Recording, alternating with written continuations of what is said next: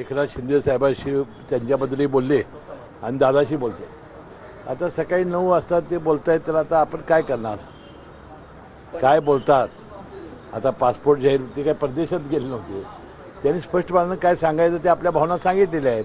परंतु अजितदादांवरती सातत्याने टीकांचं सत्र जे आहे ते काल दिवसभरात सुरू होतं. राज ठाकरे हे सिंहगड रोड परिसरात पूर परिस्थितीचा आढावा घेतल्यानंतर पत्रकार परिषदेत बोलले, अजित पवार पुण्यात आले नाही तरी धरणाला पूर आला, धरणामध्ये म्हणजे आमचे नेते अजितदादांच्या बद्दल विरोधकांच्या मनात किती धास्ती आहे आणि किती आमचा नेता लोकप्रिय आहे ह्याचं हे उदाहरण आहे. उत्तमराव जानकर सुद्धा म्हणालेत की अजित पवार पाऊस आला की पळून जाणाऱ्या बिबट्या आहे म्हणून.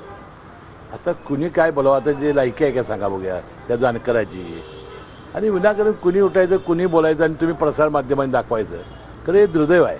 एक मुद्दा असा की उरणमध्ये जी घटना घडली त्यामध्ये लव जिहाद अशा पद्धतीने भाजपनं अँगल दिला जातोय आणि हिंदू मुस्लिम प्रेम प्रकरणातून अशा घटना घडत आहे असं नितेश राणे म्हणतात की त्याचा इतका जबाब पत्र से देंगे. नाही, मी काही ती माहिती घेतलेली नाही.